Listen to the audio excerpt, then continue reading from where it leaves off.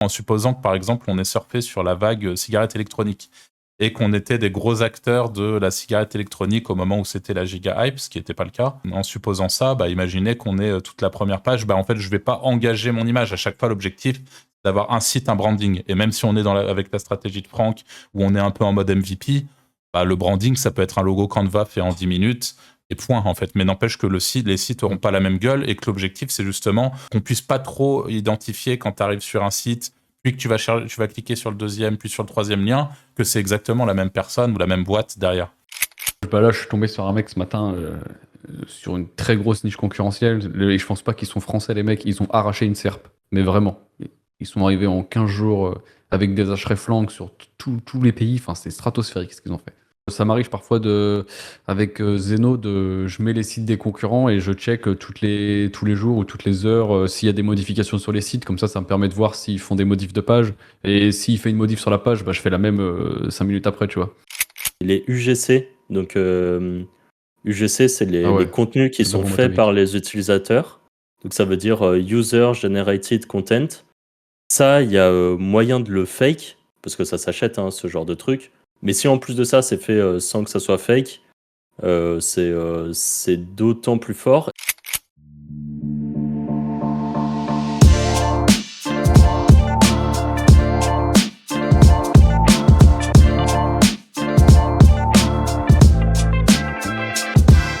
Salut à tous et bienvenue sur ce nouveau Wizards Podcast. Aujourd'hui, on va parler de quand scaler un business et comment scaler un business. Comme d'habitude, je suis avec Anthony et Arthur. Salut les gars. Salut. Donc, c'est un sujet, je pense, qui est assez intéressant et surtout, on va avoir sans doute des avis un peu différents. On a scalé des business, il y a des business qui sont durs à scaler parfois. Je pense que ça a un petit peu toutes les problématiques qu'on peut avoir. Est-ce qu'il y en a un de vous deux qui veut commencer avec quand scaler un business ? Je dirais scaler un business à partir du moment où tu vois que tu peux le scale en fait. Il ne faut pas hésiter à le scale si tu peux le scale. C'est con comme Donc quand tu vois qu'il y a de l'argent qui rentre en gros, quand tu sens qu'il y a un gros potentiel, mais que pour l'instant t'es... Faut pas attendre de se dire est-ce que ça va marcher dans 6 mois, dans un an, pas avoir peur de lancer tout de suite et de voir grand direct quoi. Parce que sinon donc, les gens, même si t'as des petits résultats, place, quoi. Ouais. Ok. Moi, j'ai un avis un peu différent parce que pour moi, il faut quand même faire bien attention de ne pas perdre son temps. Et je sais que moi, ça m'est déjà arrivé, par exemple, plus au début que maintenant, mais ça arrive toujours aujourd'hui, mais de partir sur des business et au final de perdre du temps sur des trucs qui sont soit pas viables, soit pas rentables. Et on va pas le citer d'ailleurs, mais ça me fait penser à un ami en commun qui s'est rendu compte, par exemple, après des mois de travail sur un gros projet et beaucoup d'investissement, de temps investi, etc., qui est en train de se rendre compte en ce moment, en fait, que son projet, il n'est pas si viable pour plein de petites raisons. Là, en l'occurrence, c'est une histoire de partenaires et il se rend compte qu'il est très dépendant de ses partenaires et que ses partenaires sont giga casse-couilles, pour faire un énorme résumé. Donc en fait, pour moi, et lui, il avait commencé à scaler ce truc-là. Donc pour moi, il y a quand même aussi, et je prends son exemple, mais dans mes propres trucs, au tout départ, je me souviens que j'avais lancé un site avec un pote sur, je crois que c'était les numéros du Père Noël ou je sais pas quoi. On avait passé un temps fou là-dessus. Et en vrai, la réalité, c'est que c'est un bon business quand c'est bien positionné, etc. Mais nous, on s'y était mal pris et tout. On avait lancé le truc un peu de travers. On avait commencé à scaler avant même d'arriver à avoir des résultats sur le truc qu'on avait lancé initialement. Donc moi, je pense qu'il vaut mieux déjà, à part si vous connaissez très bien le marché sur lequel vous allez, et je tiens d'ailleurs à recontextualiser pour les gens qui tomberaient éventuellement sur ce podcast. Ici, on est 3 éditeurs de sites. Des éditeurs de sites, c'est-à-dire que notre business principal, c'est de monter des sites internet, de les monétiser sur des niches de marché différentes, etc. Donc, mais en soi, je pense que ce qu'on va dire là peut plus ou moins s'appliquer à pas mal de business en ligne différents. Mais du coup, pour moi, il faut quand même s'assurer qu'on ait un business rentable qui, du coup, en vale l'investissement et qui... voilà. Quand on est tombé sur un business intéressant, là, à mon sens, ça devient chouette de le scaler. Mais moi, personnellement, j'évite de scaler avant d'être sûr quelque chose de concrètement intéressant. Parce que Et je Ouais, pense, enfin, quand je disais tout de suite, c'est vraiment d'attendre de gagner de l'argent, mais faut pas hésiter à le faire dès que t'en gagnes, quoi. ouais. Surtout sur les nouvelles niches, parce que quand tu arrives à trust rapidement Mm. les positions Google, c'est difficile de te faire sortir. Et quand tu as 3-4 sites dessus, c'est propre, quoi. Ça, pour le coup, ouais, c'est bien vrai.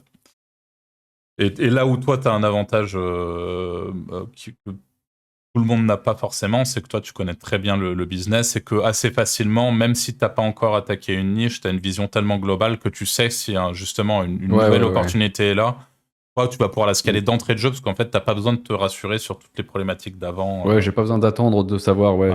est-ce que ça va faire du traf et tout. Mm. Mais voilà, pour moi, c'est ouais, le paramètre financier, bien sûr, hein, qui est là, ne serait-ce que pour mesurer le score du travail qui a été réalisé auparavant. Mais moi, c'est ouais, c'est le truc, faut que ça soit quand même intéressant. Et ensuite, scaling. Et d'ailleurs, peut-être qu'on va, avant de passer au concret et ce qu'on peut faire pour scaler un business web comme nous, on l'entend, peut-être que toi, tu as d'autres paramètres, Franck, pour identifier pourquoi scaler tel business et pas un autre? Ah, moi, de toute façon, enfin, j'en ai déjà parlé de ma façon de faire, mais je lance des MVP qui restent un peu des MVP toujours. Donc MVP, c'est Minimum Valuable Product. C'est on lance un truc un peu cheap et on voit comment ça réagit.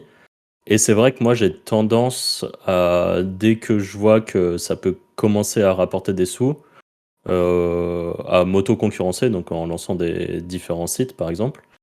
Après, ça, je trouve que ce qu'on est en train de dire, c'est viable pour des gens qui ont un peu de sous à investir. Mais je me mets dans la peau de quelqu'un qui a un biz, qui vient de se lancer, qui commence à avoir des petits résultats. En fait, commencer le scaling, c'est super dur, je trouve, parce que bah, ça coûte des sous. En général, si tu veux dupliquer ton biz et bosser sur deux trucs en même temps, que toi, ton temps, tu le passes déjà sur ton projet 1 et que pour le scaling, tu dois faire des tâches en plus, voire un site en plus, en général, tu es obligé de mettre quelqu'un qui va bosser dessus. Ou alors lancer un deuxième truc un peu en mode MVP qui plus tard tu pourras le retravailler et essayer de le faire proprement. Mais ça, du coup, ça demande quand même de l'investissement de temps et d'argent que tout le monde n'a pas. Et du coup, c'est pour ça que je suis assez nuancé sur est-ce qu'il faut faire un scaling assez tôt ou justement commencer à bien gagner ta vie avec par exemple ton site ou ton biz de e-commerce, qu'importe le truc, et là lancer un deuxième truc. Mais du coup, le temps sera augmenté. Là où avoir des premiers résultats, ça va prendre 6 mois, avoir un biz qui tourne bien, ça va prendre 1 an ou 1 an et demi. Mm. C'est pour ça que pour le quand, je trouve ça assez dur de répondre au final, parce que je pense que ça sera un peu en fonction des gens, de l'investissement qu'ils sont prêts à mettre, des fonds qu'ils ont déjà, du temps qu'ils sont prêts à investir et tout ça. Et à quel point, sans doute Ouais. aussi, le biz est automatisé, entre guillemets. Ouais, aussi, ouais. Ouais, par contre, je suis un peu comme Franck, à partir du moment où tu lances une niche et tu vois un potentiel, je lance vite mes auto-concurrents, quitte à pas aller jusqu'au bout des sites, mais j'en lance quand même un peu, tu vois, pour essayer de prendre un peu d'avance. Les domaines, ils sont un peu plus vieux. Mm. Je trouve que ça fait une diff quand même. Ouais.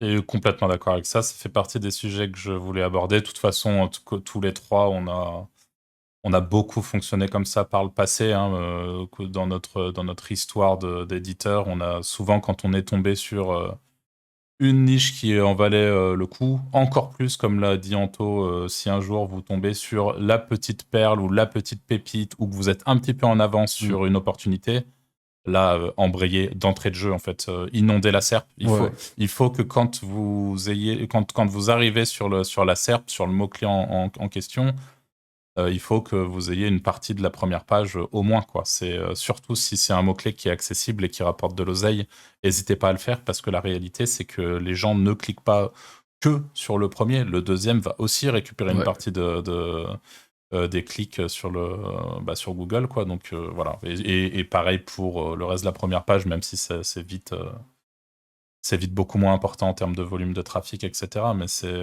important de. Ça dépend les niches, hein. Il y a certaines niches, parfois, tu convertis mieux en étant 2 ou 3 qu'en étant premier. Ouais, c'est marrant ça. Sur- C'est en fonction de si t'es au last click ou si t'es au Ouais, first click à la ouais, puis commission. même si t'es sur des gros, des gros produits en affi, t'as certaines personnes qui vont aller se rassurer, vont lire 2, 3 avis et parfois tu prends des meilleurs, enfin, tu prends plus d'argent en étant 2, 3 que premier. Ok. Donc, Ouais, ça pour le coup. Mais d'ailleurs, Arthur, tu parles au passé, mais on le fait toujours. Enfin, je sais que sur la plupart de nos bises, là, on est toujours en train de faire cette technique de la multiplication des sites. ouais, mais ce qu'il disait, c'était qu'on était sur les mêmes mots-clés en soi. Hmm. Ouais. Oui, C'était plus ouais, ça. puis je sais que l'autoconcurrence de manière générale, bon, beaucoup d'éditeurs utilisent ces méthodes, mais c'est vrai que nous, il y a des périodes où on avait clairement les 10 sites de la première page, c'était nous, quoi. Enfin, tu vois, dès qu'il y a une requête vraiment intéressante, on la soulevait, quoi. Et quand tu arrivais de l'extérieur, tu arrivais sur la requête, tu disais, OK, bah, il y a déjà pas mal de monde sur la requête. Bah, en fait, pas tant que ça, c'est juste que les gens qui y sont, ils ont vraiment soulevé la requête. Donc, en fait, Mm. oui, c'est toujours notre manière de fonctionner. Mais alors après, moi, aujourd'hui, j'avoue que je suis plus dans une démarche, de plus en plus, je vais m'orienter vers quelque chose qui, pour le coup, sort peut-être un peu plus de l'édition de site et se rapproche vraiment du site média monofocus, en mode où je vais vraiment investir du temps, je vais investir mon image, je vais investir enfin, je vais m'investir moi à 100% à l'intérieur de ce projet-là, là où dans le passé, je te donne un exemple complètement random et on l'a jamais fait. Enfin, je vous donne, les gens qui nous écoutent, un exemple complètement random en supposant que par exemple on ait surfé sur la vague cigarette électronique et qu'on était des gros acteurs de la cigarette électronique au moment où c'était la giga hype, ce qui n'était pas le cas. Mais en supposant ça, bah, imaginez qu'on ait toute la première page. Bah, en fait, je ne vais pas engager mon image. À chaque fois, l'objectif, c'est d'avoir un site, un branding. Et même si on est avec la stratégie de Franck, où on est un peu en mode MVP, bah, le branding, ça peut être un logo Canva fait en 10 minutes, et point, en fait. Mais n'empêche que les sites n'auront pas la même gueule, et que l'objectif, c'est justement qu'on puisse qu'on puisse pas trop identifier quand tu arrives sur un site, puis que tu vas cliquer sur le deuxième, puis sur le troisième lien, que c'est exactement la même personne ou la même boîte derrière. Donc l'objectif, c'était vraiment de faire ça. Aujourd'hui, moi, je suis plus dans une stratégie où ça va être vraiment de pousser la qualité au maximum et potentiellement, si je vois au passage que je te donne une idée, mais enfin un truc au hasard, mais si je me rends compte qu'il y a un produit ou un outil que je peux mettre en affiliation sur Impactiem, mais que je vois qu'il est aussi enfin qui marche super bien et que et que par exemple c'est un nouveau produit qui marche super bien, là par exemple je vais faire de l'autoconcurrence très vite, où je vais le lancer sur d'autres sites, je vais faire des reviews sur d'autres sites pour profiter de ça, et c'est toujours quelque chose que je fais, mais c'est plus dans ma priorité absolue, quoi, on va dire. Ok. Moi, je lance toujours 3 sites, tu vois, sur les niches maintenant. En vrai, Ok. sur mes derniers sites, je lance toujours 3 sites identiques. Parce qu'il y a quand même cet aspect un peu aléatoire aussi, et parfois tu as des sites qui prennent beaucoup mieux que d'autres, et t'as pas de raison, il n'y a pas de raison. Et ça te permet de voir sur lequel focus, en vrai. Ouais, ok. C'est vrai que ça, c'est important de l'expliquer parce que quand tu lances un site, suffit qu'il plaise.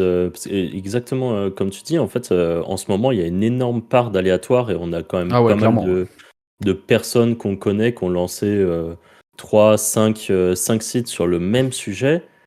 Et t'en as où ils vont donner beaucoup d'amour dessus, écrire des méga articles et tout. Bah, notre ami en commun dont parlait Arthur au début, euh, il a certains sites où il a vraiment fait un taf de malade dessus et ça rank pas très bien.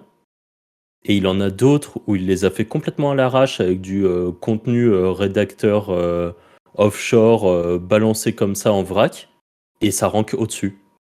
Genre Ouais, mais pourquoi? Enfin, il y a des trucs moi, où ça a pas de sens parfois.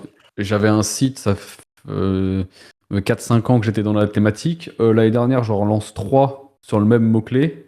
Je les ai pas spécialement linkés ni rien. Bah, c'est mes nouveaux sites qui rankent devant mon ancien site, quoi. Ça a pas de sens. Et c'est des sites qui sont pas finis, c'est des pages, juste une page et voilà, quoi. Alors ça, ouais, même si on sort un petit peu du sujet du scaling, mais pour parler de ça, on en revient toujours à ce cycle des entre guillemets 4 ans. Et c'est que ton site sur lequel tu étais il y a 5 ans, il a eu une forte autorité et je Ah, pense il que commence à petit à perdre de la petit, vitesse. il commence à perdre de la vitesse. Il y a des petits nouveaux qui arrivent, donc qui sont aussi à toi, hein, mais il y a des sites nouveaux avec une espèce de prime de fraîcheur qui vont ranker au-dessus. Pour combien de temps, ça, on ne sait pas.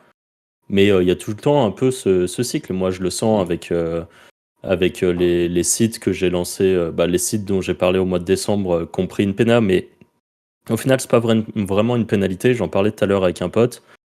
C'est vrai que c'est plus une perte d'autorité ou un truc comme ça, parce que j'ai pas perdu énormément de place. J'ai perdu des places que j'avais dans le top, donc qui me font perdre de l'argent, parce que si t'es plus dans le top 3 ou du moins le top 5, dès que tu passes 10e ou deuxième page, ton site c'est comme s'il était mort. Mais si t'es seulement haut de deuxième page, c'est pas vraiment une pénalité en fait. C'est qu'il y a un truc qui convient pas à Google et que c'est corrigeable.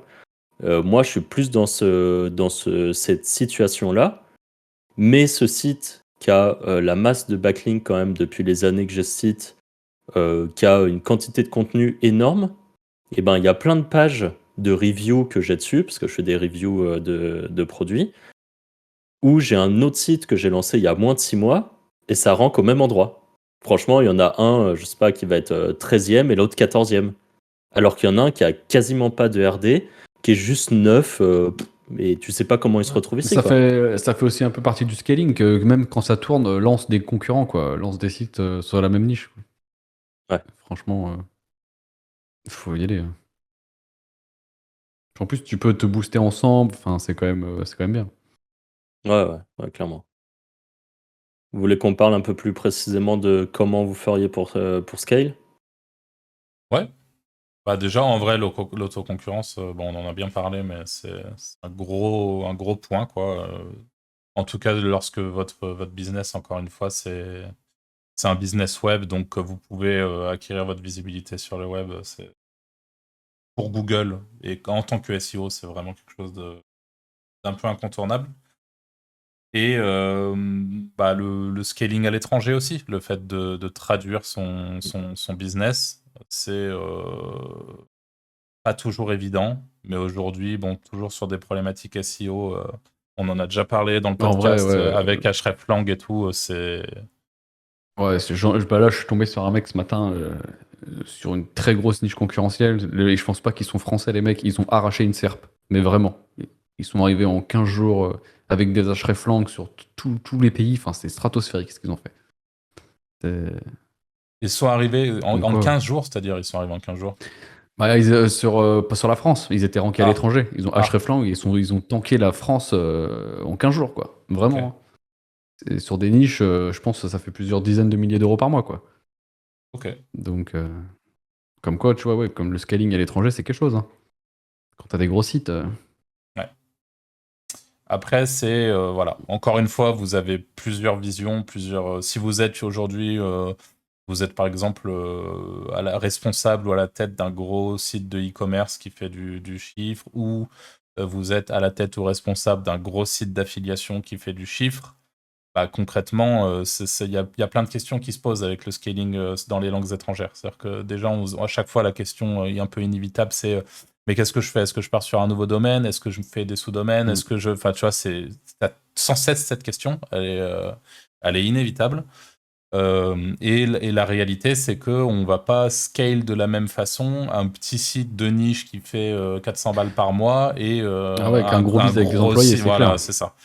Ah Donc ouais, là, ouais. pour le Je coup, sais même pas si je prends le risque, par exemple, de le scale, tu vois. En vrai. ouais. Si un Bah, site. c'est pour ça qu'il y a beaucoup de gens qui vont juste se dire, bah ok, je pars sur un nouveau domaine, Ouais, voilà. et qui vont éventuellement hreflang le nouveau domaine, et encore, tu vois, il y en a qui vont même pas oser le faire Mm. si le bise est trop gros.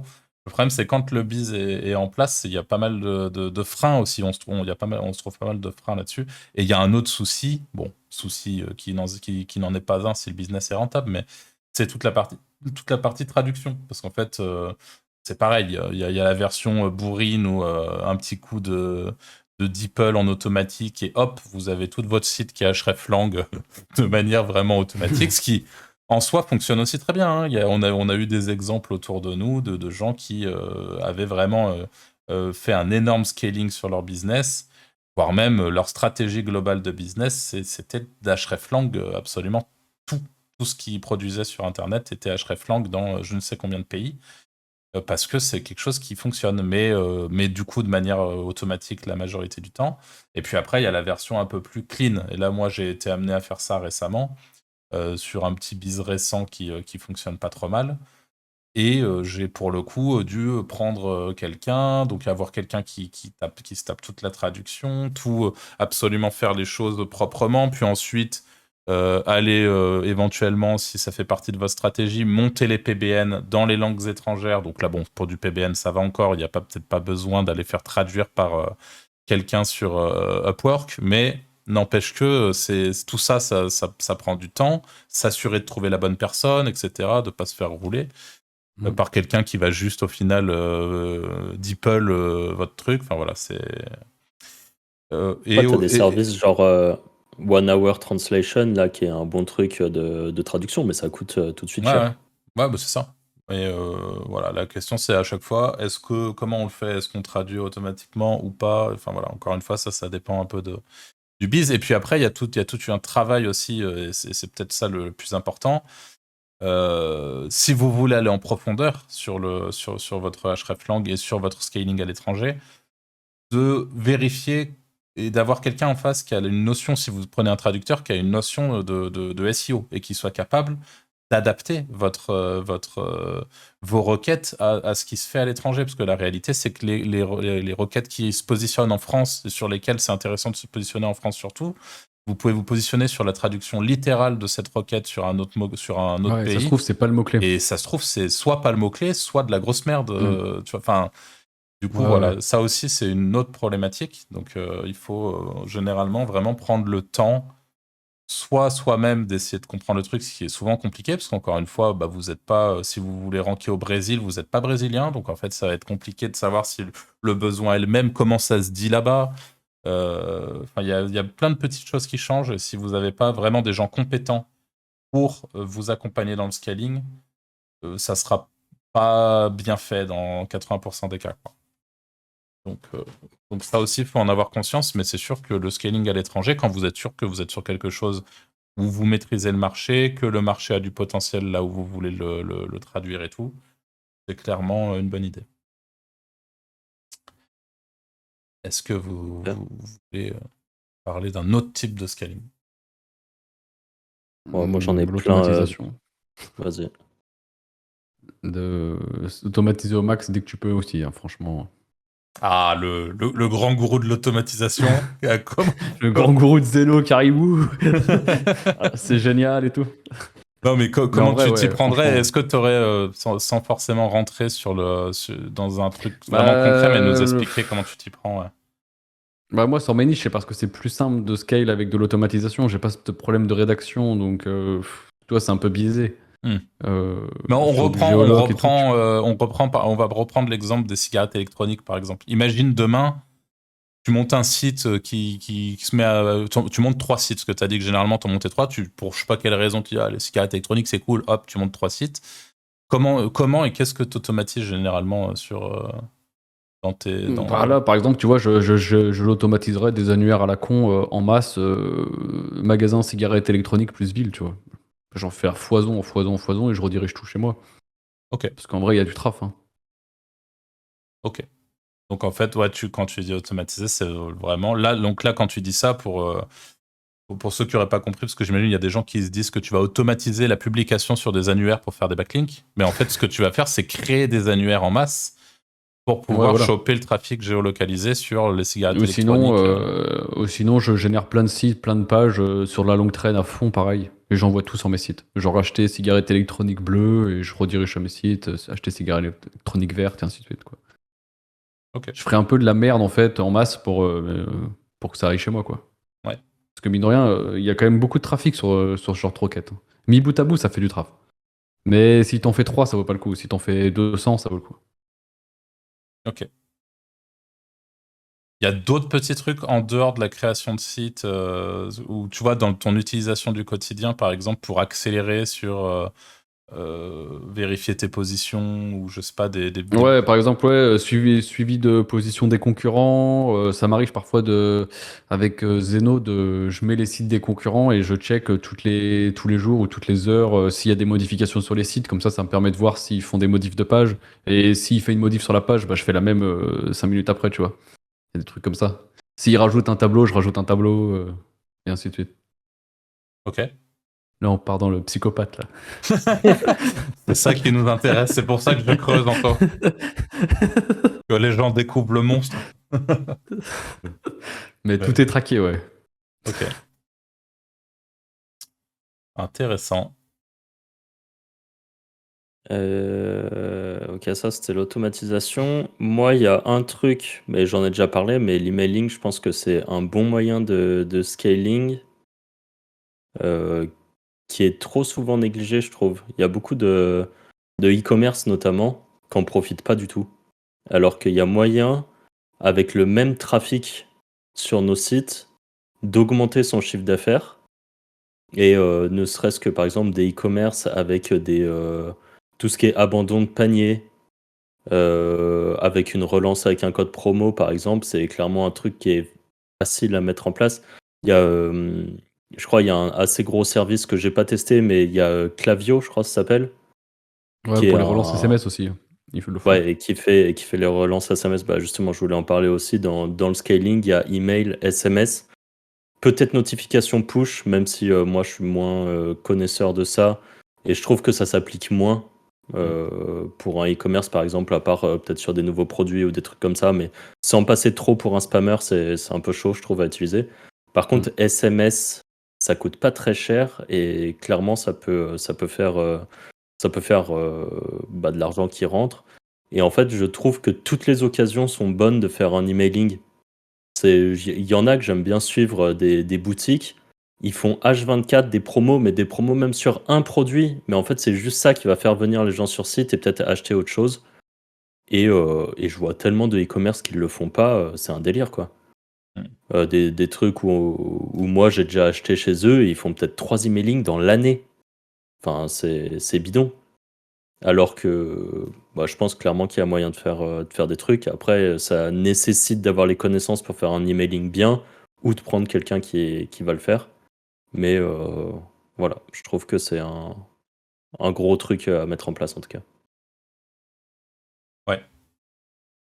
Bah, moi, je peux parler pour toujours dans cette dynamique de scaling. Tout ce qui est achat de trafic, déjà pour commencer, et globalement au-delà même de l'achat de trafic, donc d'ajouter de la publicité. Si je vous donne un exemple, mais si jamais vous êtes omniprésent, on va partir encore du principe que vous êtes SEO, vous êtes positionné, donc vous faites votre acquisition de trafic en référencement web et vous avez X visiteurs qui arrivent sur vos pages tous les jours et vous faites X chiffre d'affaires tous les jours, et ben pourquoi pas essayer d'aller chercher des nouveaux prospects ailleurs qu'en SEO. Et ça, pour le coup, je le sais d'expérience, mais quand on est SEO, donc quand on est référenceur, on a des œillères, on est en mode, on tunnel comme des fois un peu comme des débilos, le SEO sans jamais trop s'ouvrir à ce qui peut se passer ailleurs. Et la réalité, c'est qu'aujourd'hui, la publicité sur Facebook, sur Instagram, sur TikTok, ou même voir AdWords Pinterest, par exemple. ou Pinterest. Enfin, il y a beaucoup de choses qui sont faisables. Toujours dans cette logique d'acquisition de trafic. Bon, si vous bossez en e-commerce, vous le savez sans doute parce que les e-commerçants ou les dropshippers sont un peu plus ouverts à ça, mais tout ce qui est marché de l'influence aussi, c'est extrêmement puissant. Et après, de manière générale, parce que je voulais pas rester uniquement sur tout ce qui est achat de trafic, mais vous avez également de la production de contenu à l'extérieur de l'index Google, c'est-à-dire passer sur YouTube, qui est Google, mais avec un algorithme complètement différent et qui est honnêtement extrêmement puissant. Et vous avez aussi, par exemple, en ce moment, la grosse hype, c'est TikTok, et c'est pareil, c'est extrêmement puissant. Et je pense que c'est la dynamique, de toute façon, et la chose à retenir, quoi que vous fassiez sur Internet en termes de production de contenu, Parce qu'il y a beaucoup de gens, je sais plus si c'est dans un podcast où j'avais déjà évoqué la question, mais il y a pas mal de gens qui me demandent, qui m'ont déjà demandé des conseils par rapport à ça, parce que pour le coup, j'ai eu une chaîne YouTube, je l'ai toujours d'ailleurs sur les jeux vidéo à une période où c'était ce que je faisais, qui a 25 000 abonnés, et puis j'ai vu des mecs struggle et galérer à avoir ne serait-ce que 500 ou 1000 abonnés. Et à chaque fois, ils venaient me voir, si t'as des conseils et tout. Et la réalité, c'est qu'en fait, c'est comme tout. Les gens, ils veulent avoir de la valeur. Et je pense que c'est ce que vous venez chercher chez Wizard Podcast. Et si pendant 1 heure, on vous racontait nos vies et qu'on était allé nager à la piscine hier et que c'était super, mais l'eau était un peu froide, en fait, on s'en fout. Et les gens, ce qu'ils veulent, c'est ce qu'ils viennent chercher, c'est de la valeur. Et quoi que vous fassiez sur Internet, peu importe votre thématique, peu importe ce que vous faites, donnez de la valeur aux gens. Parce que c'est ça qui va finalement permettre d'avoir une traction. Et cette traction-là, il faut aller la chercher au-delà de seulement Google, si dans la mesure où on veut scaler son business. Alors évidemment, c'est pas toujours possible. Je vous prends l'exemple du dating dont on parlait dans le précédent podcast, où on vous donne la liste des niches rentables de 2023 qu'on vous invite à écouter. Mais quand on fait du dating, typiquement, c'est difficile de faire de la publicité sur Facebook, par exemple, sans faire du cloaking ou sans faire des choses comme ça. Il doit y avoir des moyens de le faire, mais là, dans l'immédiat, je ne sais pas trop comment c'est possible de faire du dating sur TikTok. Par contre, je sais que si on automatise des comptes Twitter, on peut faire du dating sur Twitter. On peut aussi acquérir du trafic assez facilement sur Twitter, dont je n'ai pas parlé, en faisant ce qu'on appelle des trades. C'est la grande mode. C'est comme ça que certains se sont fait connaître, beaucoup de formateurs e-commerce. Mais le fait de faire des trades régulièrement, donc d'aborder des sujets et encore une fois de distribuer de la valeur aux gens, va pousser à l'interaction. L'interaction Twitter, c'est chouette pour ça, et ça va vous permettre du coup de construire une audience assez facilement. Enfin, tout ça, c'est un écosystème, et je pointe personne du doigt parce que je sais que j'ai été le premier pendant très longtemps à fonctionner de cette manière-là, où je me disais SEO, SEO, SEO, et vraiment avec des œillères. Mais je pense que quand vous avez trouvé soit un marché qui vous plaît, soit un marché qui a de l'attraction et sur lequel vous voulez évoluer, c'est vraiment super important de ne pas rester uniquement en SEO et d'élargir son champ d'action sur d'autres axes de trafic potentiel. Et surtout que la réalité, c'est que dans 99% des cas, vous aurez des résultats bien plus rapides ailleurs qu'en SEO. Ça, clairement. Hein. Donc voilà, pour la partie scaling, moi, La vérité, c'est que tu disais par exemple l'achat de trafic, mais en SEO, il n'y a absolument personne qui fait du retargeting. Sur les boutiques, sur les affiliations, sur plein de trucs. Et ça, c'est pareil, Alors c'est qu'on peut énorme. mettre les pixels, Ouais, c'est trop fort de mettre ça sur des trucs genre des e-commerce qui fonctionnent vraiment beaucoup en SEO. Mettre les pixels ouais. de tracking sur les pages et après faire des lookalikes avec, au final, Ouais, c'est gratuit, c'est de l'argent gratuit. Hein. c'est ça, c'est de l'argent gratuit. Parce que faire ça quand par exemple tu fais du dropshipping qui est avec du media buy, ça veut dire que tu dois d'abord lancer une campagne avec ton pixel, mais tu vas devoir attendre que vraiment ton pixel il se charge assez et que tu aies les achats des gens avant d'avoir ton lookalike qui sera bien. Alors que sur une page, enfin sur un site avec du SEO, t'as pas besoin de ça en fait. Tu l'as directement la bonne data. Ouais, clairement, c'est vrai que c'est malin et c'est sous-coté ça. Ouais. Moi, pour reprendre, parce que tu parlais de TikTok et j'aime bien suivre sur Twitter, il y a un mec qui s'appelle Team TikTok Organique, qui est un mec qui a une agence de TikTok branding, enfin qui bosse avec pas mal de marques, dont Sephora et tout. Et il a fait pas mal de trades et de case studies, et là j'en ai un sous les yeux, où en 8 mois, il a fait passer un compte TikTok d'une marque de 16 000 followers à plus de 500 000 followers, avec plus de 10 millions de vues organiques, et ça génère du coup 100K par mois. 10 millions de vues organiques, c'est quoi? C'est par en tout? Parce que pour un compte, Ouais, ça me paraît c'est en un tout. peu ridicule pour le coup. T'es sûr, c'est 10 millions? Enfin, c'est Ouais, c'est combien? sûr, j'ai les chiffres sous les yeux. Il a fait. Ouais, c'est ça, Après, 10 500 000 millions, followers. si tu vends des produits, c'est énorme. Ouais, non, mais quand je dis ridicule, c'est tout est relatif, mais par rapport au nombre d'abonnés qu'il a. Il en a 100 000, c'est ça? Ouais, c'est ça. Bah, je pense qu'ils font. Quand je vois ce Je sais pas qu'arrive comment ils font. à faire Clément en ce moment, par exemple, enfin, tu vois, il y a très facilement plus de 100 000 vues Ouais, c'est vrai, c'est sur vrai. un TikTok en réalité. Donc 10 millions Ouais. sur 6 mois, c'est excellent, hein, je dis pas le contraire, et la preuve que c'est une très grosse opportunité et qu'il faut y aller. Ah non, je vois en fait, c'est 10 millions de likes qu'il y a. Ah, Donc voilà. je sais pas par rapport aux organic views ce que ça donne, Ouais, mais bon, je sais pas. Ouais, ça doit Lui, il être. dit. Tu peux rajouter un zéro, je pense, hein. ouais, Ok. Il doit être aux 100 millions. Et d'ailleurs, Et vas-y, excuse-moi, je vais pas te couper. non, bah, le compte est grave intéressant pour ceux qui veulent aller voir ça. Et en fait, je trouve qu'un autre truc qui est à rajouter par-dessus ça, c'est les UGC. Donc, UGC, c'est Ah les ouais, contenus qui c'est de la sont bombe faits par atomique. les utilisateurs. Donc, ça veut dire User Generated Content. Ça, il y a moyen de le fake, parce que ça s'achète, hein, ce genre de truc. Mais si en plus de ça, c'est fait sans que ça soit fake, c'est d'autant plus fort. Et je vois de plus en plus de marques, quand je me prends des pubs, par exemple, je regarde des trucs sur Twitch. Et sur Twitch, là, je sais plus pour quelle marque, mais une marque de cosmétiques ou un truc à la con comme ça, ils ont fait une pub entière uniquement du GC. Ah ouais, mais c'est C'est de la que bombe. des... Bah ouais, c'est ce qui marche le mieux, je pense, en ce moment. Ouais. Et il y a même des marques qui le font quand tu achètes un produit. Elles te demandent de faire une vidéo et en échange, tu as par exemple 15 balles ou 50 balles sur la boutique après. Ouais. Et de le Ok. partager en story et tout, et ça leur fait une viralité, bah, ça leur fait de la pub gratos, quoi. Enfin, pas gratos, quoi, ils payent un peu, mais Mm. c'est de la bombe, quoi. Ouais, et ils payent en dollars ou ils payent en bon d'achat sur leur boutique? En bon Parce que d'achat, en c'est bon d'achat. ouais, c'est ça. Donc c'est encore... Ouais, Enfin, le coût est ouais, pas derrière, ils vont si refaire des énorme. ventes.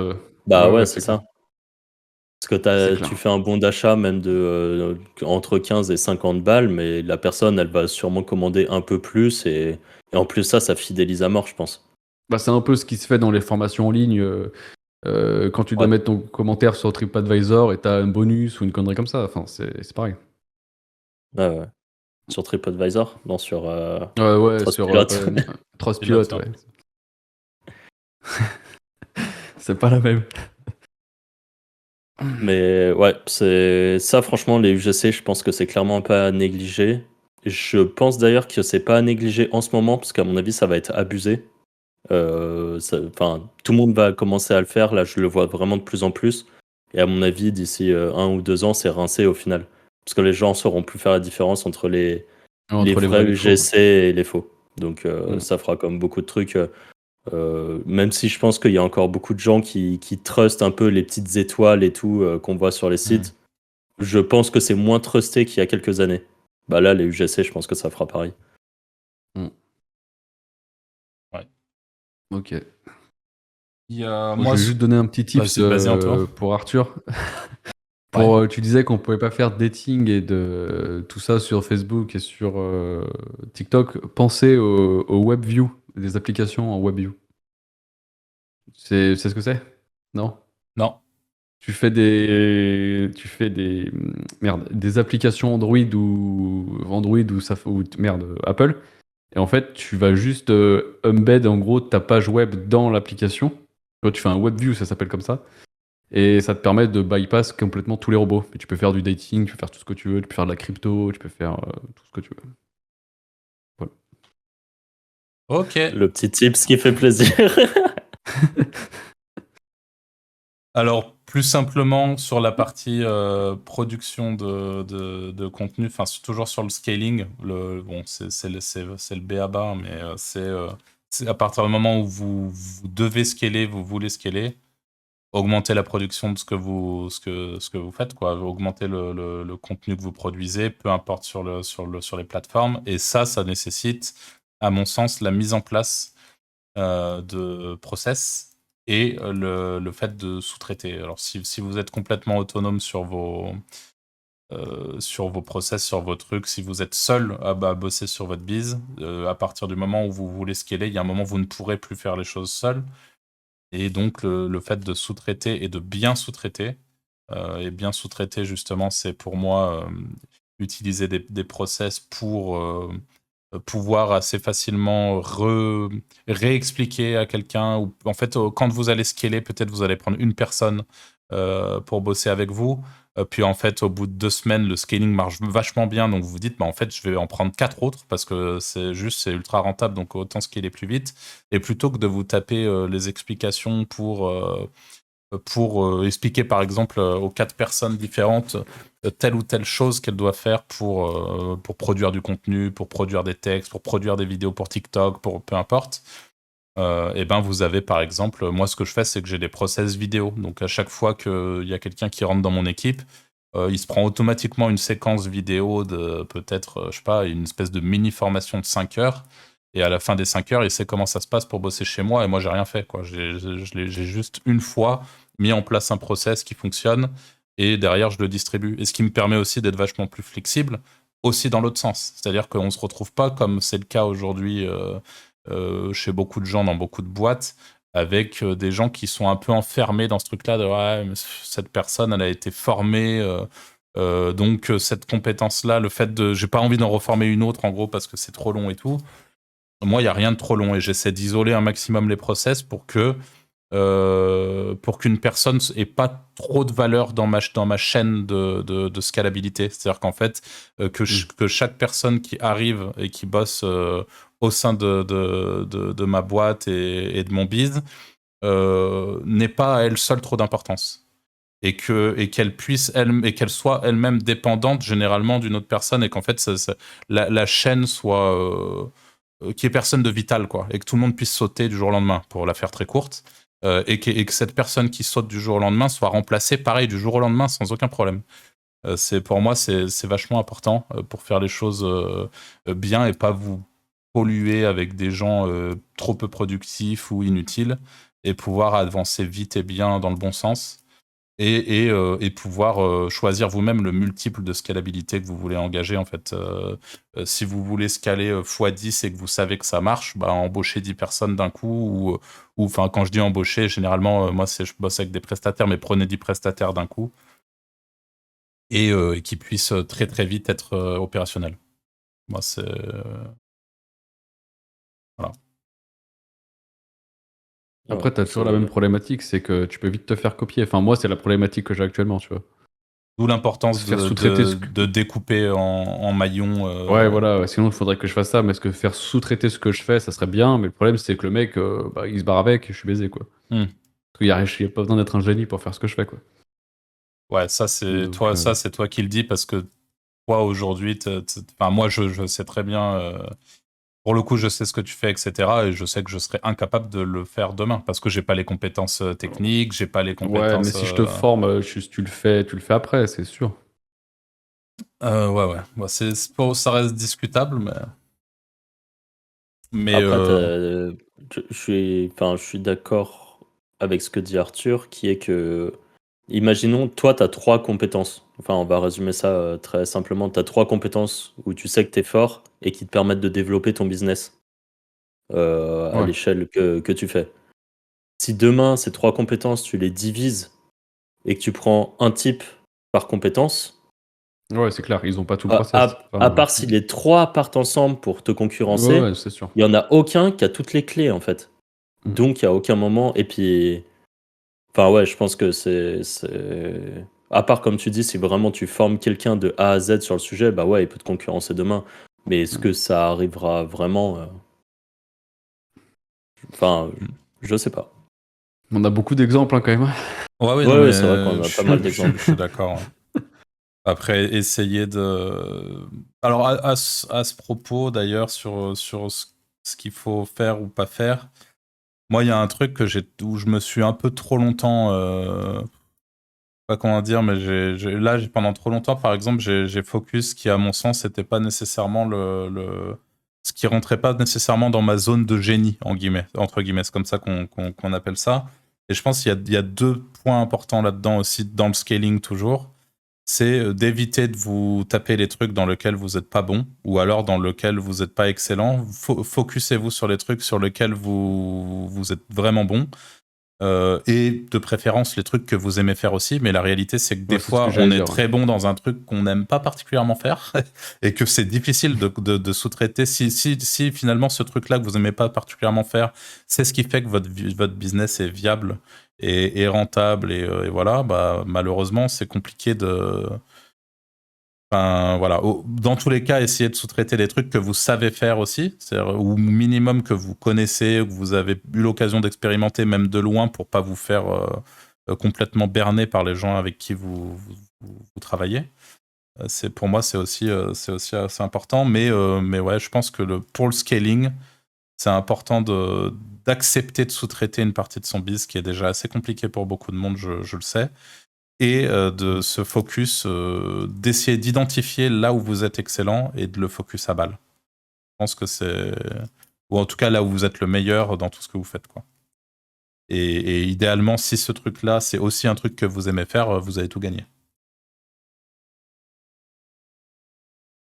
J'ai Belle conclusion. j'ai un point en plus qui, je pense, est pareil, un peu sous-coté, c'est les upsells. Parce qu'il y a beaucoup de gens, au final, qui ne Ah le oui, font ouais, pas. clairement. De faire des bundles, mais là, je parle d'un peu tout. En upsell, tu peux avoir une auto-école et faire un upsell dessus, tu vois. Je sais pas, t'as quelqu'un qui passe le permis de voiture, de lui faire une promo s'il passe le permis moto dans la foulée. Mm. Et en fait, je trouve qu'il y a assez peu de gens qui font des upsells. Pareil, moi, je commande sur pas mal de sites, de trucs de, je sais pas moi, compléments alimentaires ou des trucs comme ça. Et il y a assez peu de sites. Enfin, et encore, ça se démocratise un peu plus. Mais il y a plein de, par exemple, dans les compléments alimentaires, il y en a qui marchent un peu ensemble. C'est des réalités scientifiques. Et ils le font pas tous de te proposer le petit truc en plus qui va aller avec et qui fera que ça marche mieux.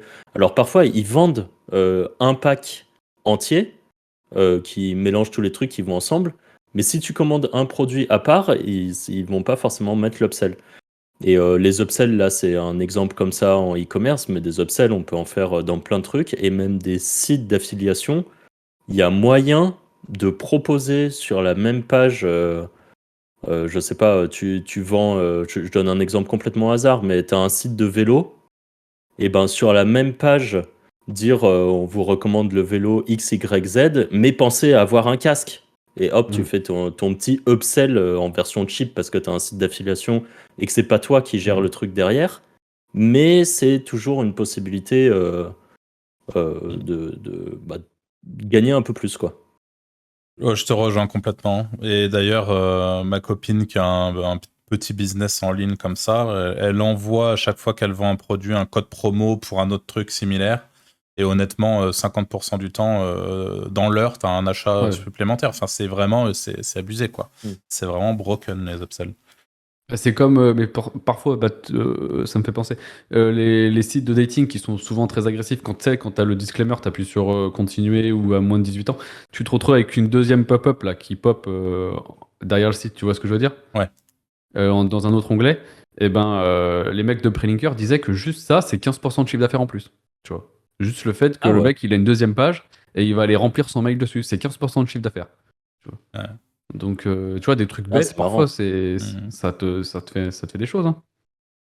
C'est ouf. Et ça, pour le coup, ça me fait penser. Alors, parce que ça a vraiment rapport avec le scaling, je sais pas, mais c'est le côté quand on bosse pas sur Internet ou qu'on débute, on n'a pas forcément conscience à quel point les gens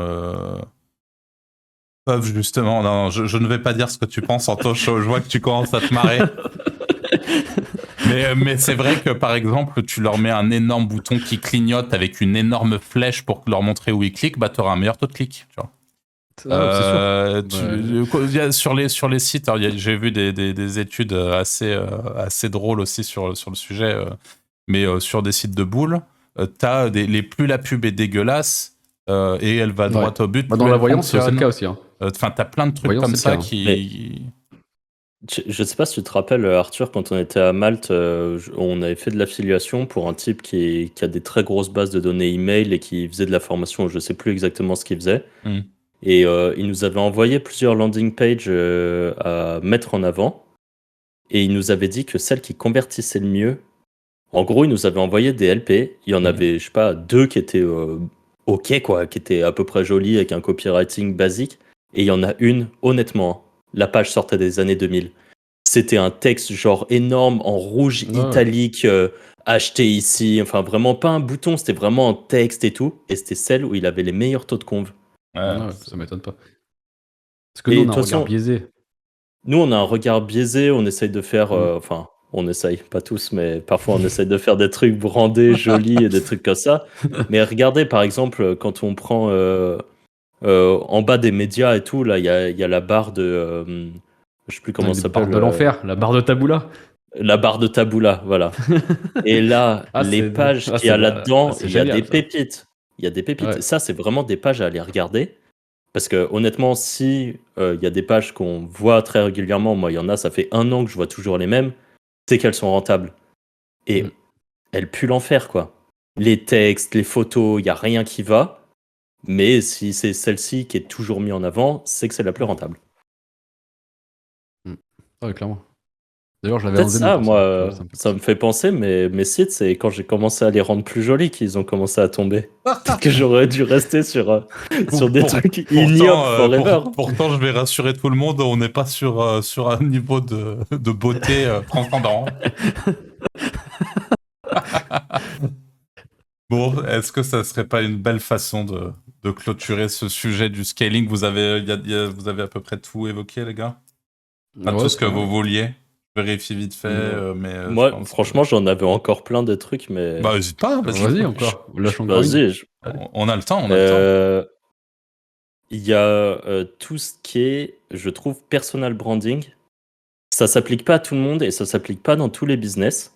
Mais je trouve que, par exemple, quelqu'un qui aurait une agence et qui voudrait scale un peu, je trouve que quand tu as le boss de l'agence ou un gros manager d'une agence qui commence à parler, que ça soit sur LinkedIn, qui est pour moi le réseau des enfers, mais bon, ça reste un vrai truc, Twitter et tout ça, ça permet clairement de récupérer des clients.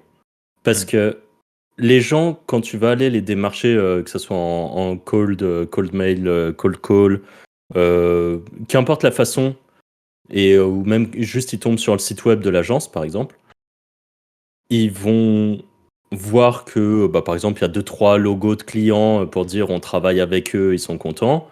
Peut-être qu'il y aura des témoignages et des trucs comme ça, mais tu n'as aucune preuve que vraiment la personne peut être compétente. Alors que si le boss, par exemple, ou un gros manager, ou quelqu'un qui a une bonne place, fait, que ce soit sur LinkedIn, sur Twitter, qu'importe le réseau social, des vrais trades, des trucs pour montrer sa compétence, bah du coup, je trouve ça hyper rassurant. Et moi, j'irais plus travailler avec une agence qui fait ça qu'un random qui est même peut-être très bon, mais où j'ai pas la preuve qu'il est très bon, en fait.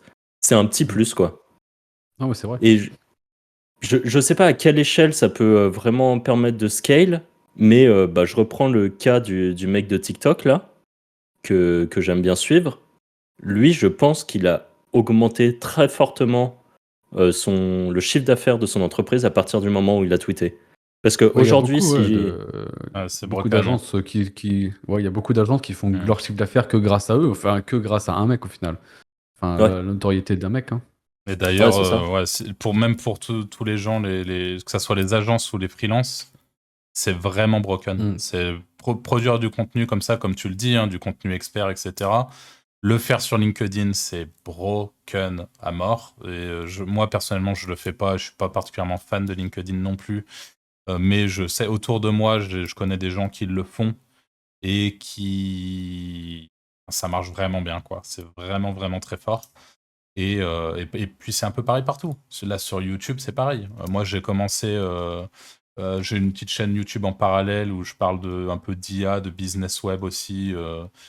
Et en fait, ce truc-là me rapporte des contacts. Enfin, je l'ai vu instantanément. Et les gens, derrière, je les ai. Il y en a certains pour qui j'ai fait du consulting et tout.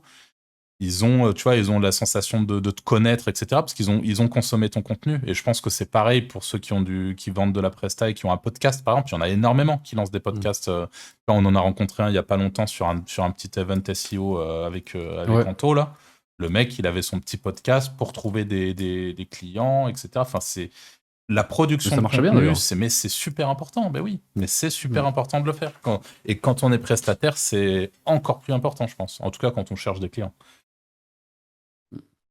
Ouais, ça te permet ouais, de montrer que t'es pas un charlatan, parce qu'il y a quand même beaucoup de charlatans, Ah, quand c'est ça. même. Faut quand même le dire. Qu'est-ce qu'il y a, C'est le Franck? gros problème, hein. De quoi? Je sais pas, je t'ai vu sourire un peu, je me suis dit, il a un truc. Non, non, je me suis dit, vas-y, j'avais encore des trucs, mais je pense que je vais en faire un dernier en petit truc et voilà. Allez. Allez, vas-y. Bah, le dernier, en fait, il est tout con et c'est ce qu'on fait, mais c'est faire de l'affiliation.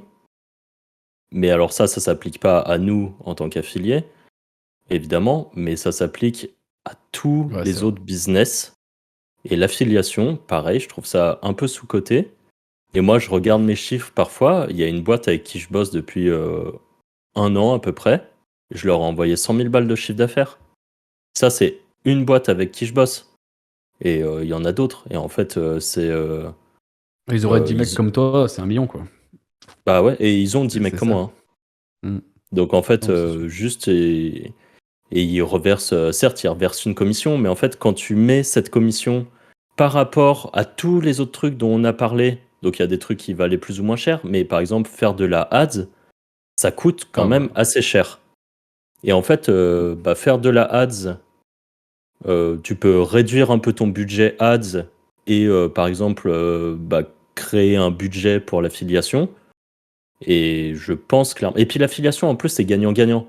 Parce que si tu payes la commission, c'est qu'on t'a ramené le chiffre d'affaires. Donc en vrai, tu Ouais, l'as t'as l'argent. déjà la trésor, t'as déjà tout. Ouais.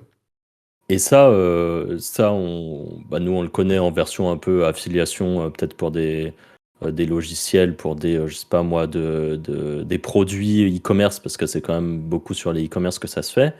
Mais au final, c'est un peu l'équivalent de l'apporteur d'affaires. Et je sais qu'il y a un site, je sais plus comment, je crois que c'est Les Apporteurs, qui a un truc pour se mettre en relation avec des agents immobiliers. Et si tu es, je sais pas, un peu dans le domaine de l'immobilier, parce que tu vas souvent à des meet-up immobiliers, que tu as envie d'être rentier de l'immobilier ou des trucs comme ça, tu connais toujours un peu les coûts, les achats, reventes qui sont en train d'être faits. Et si tu peux un peu faire un deal avec un ou deux agents immobiliers et leur dire, ah tiens, là c'est pas encore mis sur le marché, mais je sais qu'il y a un appart à tel endroit qui va être mis en vente, l'agent immobilier, en général, il te file une partie de sa com, hein. Ouais, ouais, C'est clairement. vraiment un truc qui se fait. Et là, c'est un exemple, mais ça se fait dans tout, même les agences.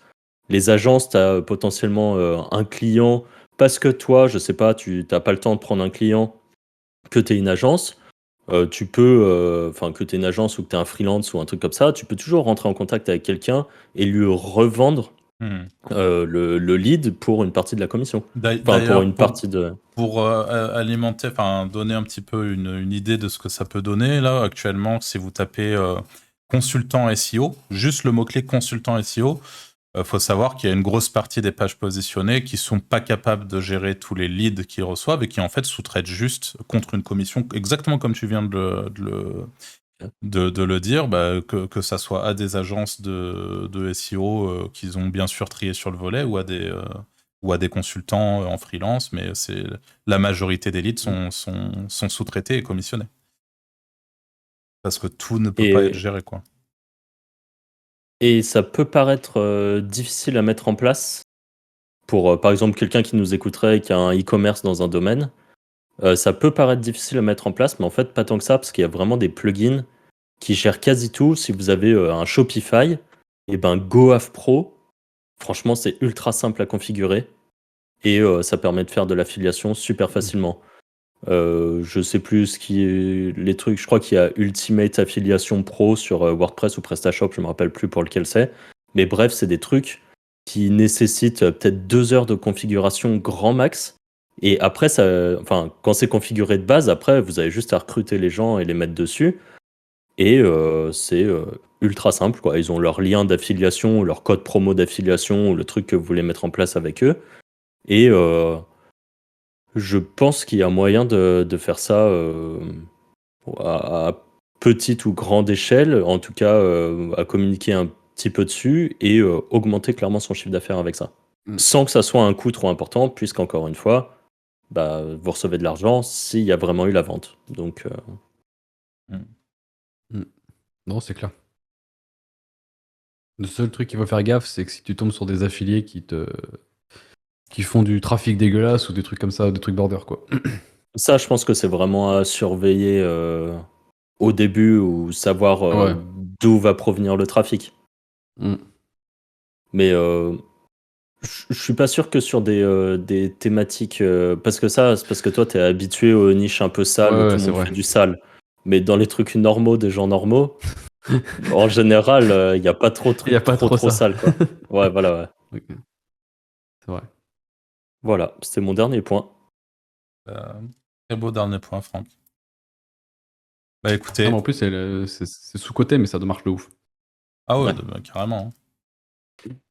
Par contre, bah, juste pour finir sur ce fameux dernier point, c'est quelque chose qui forcément est très compliqué à faire quand on est en auto-entreprise ou en entreprise individuelle. Parce que C'est bah, vrai. là, je vois le cas aujourd'hui, Ah ouais, c'est vrai. pareil, avec, tu vois, je reprends le cas de ma copine qui vend ses produits. Parce que moi, c'est un truc que je lui ai très vite conseillé, mais en réalité, quand tu es en entreprise individuelle, tu oublies d'entrée de jeu. Quand tu dois Ouais, tu reverser fais trop. 30% de ton chiffre d'affaires, enfin 30% pour un produit, pour un infoproduit. Donc, Virtuel. encore une fois, ça dépend de pas mal de choses, hein, mais le pourcentage, je veux dire. Mais ouais, ça fait trop mal, tu peux pas. Donc en fait, voilà, c'était juste pour ajouter ça. Mais merci à vous en tout cas pour ce très beau podcast, les amis. Et puis merci à vous aussi de nous avoir écoutés jusqu'à maintenant. N'hésitez pas à nous rejoindre sur les différentes plateformes, à vous abonner sur YouTube, à laisser potentiellement les premières 5 étoiles sur Spotify. J'ai vu qu'il y avait encore eu 0 notation Spotify, hein. Peut-être que vous serez le premier. Ah ouais, bah sur Apple Podcast, il y en a quelques-unes. Ah bah merci à tous ceux qui ont mis la petite notif les petites étoiles sur Apple Podcast. Et puis on vous dit tout simplement à la semaine prochaine pour un nouvel épisode. Salut! Ciao, ciao. Salut!